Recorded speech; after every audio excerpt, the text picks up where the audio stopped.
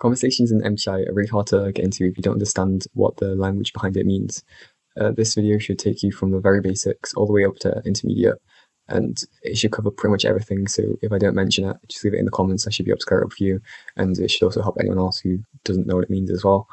And if it's too basic at the very beginning, just skip ahead. Should be timestamps there. So okay, so the very first thing, make sure you drop the A and the T at the end of your type. If you've just done a 16 personality test and this is what you're saying your type is, like an INTJ, people are going to immediately discount whatever you have to say pretty much. It's the quickest way for people to know you aren't fluent and you've just come from the test. It's just don't do it. Then the next thing with the 16 types, a common mistake people do is they try and memorize all 16 like their own little words, and this is just not an effective approach. You will mess up a lot.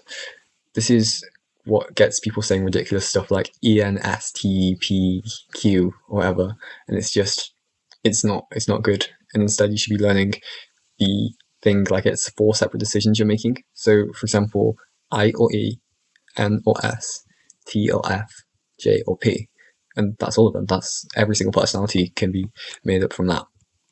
The next thing to think about is every single letter stands for something. So, introvert, extrovert, intuitive, sensor, thinker, feeler, judging, perceiver. Note the capitalization on the N in intuitive. That's so we don't have 2 I's. That would be so confusing.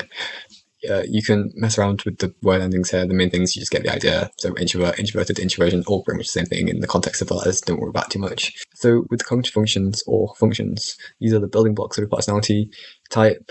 Your function stack is what happens when you put these together to form your type. There are 8 functions. I'm not getting into the system right now, but effectively your function stack is counting them. And your functions are really simple once you've learned the letters. So NI, NE, SI, SE, FI, FE, TI, TE, and they have extended versions of introverted intuition, introverted sensing, extroverted sensing, introverted feeling, extroverted feeling, introverted thinking, extroverted thinking. I've put them like this so it's very clear how you have the introverted and extroverted versions of them all. Hopefully that makes sense. So now this is kind of the counting part of the language with the function stack I mentioned before. So first of all, we have the dominant, then the parent, then the child, then the inferior, then the nemesis, then the critic, then the blind spot or trickster, and then you have the demon function. And it's super helpful to think of it like it's a preference order, with your dominant being your best, the demon being your worst. Note that it's not like you're helpless by the time you get to your demon function. You're actively good at being bad at using it. It's sort of the negative of the dominant function. There's a lot of structural parallels in the function stack for you to explore on your own, or with other videos to help. Compatibility is kind of how well you get on with other types. As a general, the closer your functions are to your E/I flipped counterpart, the more compatible. So an INFJ and ENFP would be really compatible because there's a short path needed to link everything together. With looping, this is where your dominant function and your child's function, so your first and third function, are being used too much. For an INFJ, it would be a NI-TI loop or introverted intuition, introverted thinking loop. Grips are known when your inferior function is overused. So for an ENFP, this would be an SI grip or introverted sensing grip. Now, in your shadow functions are your functions 5 to 8.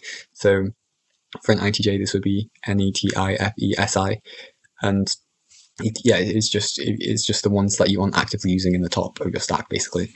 And there's something known as the 4 sides of the mind, and I'm just going to re-explain very quickly how it translates with your functions. So your ego, it's 1 to 4, and then 5 to 8. This is just your default personality. If someone asks you what's your personality type, this is the one they want to know. Your subconscious, it's all your letters flipped. So it's 4 to 1, then 8 to 5. Your unconscious, it's 5 to 8, then 1 to 4. It's just your flipped introverted, extroverted of the functions. So if usually you're an IDOM, you start with introverted intuition as your dominant function, then it's going to be extroverted intuition for your unconscious. And then with your superego, it's 8 to 5, then 4 to 1. So it's just your flip letters of the unconscious. It's kind of like the subconscious of the unconscious, if that makes sense. Hopefully that should pretty much clear up any sort of confusion you have. Definitely let me know down in the comments because I will have missed something.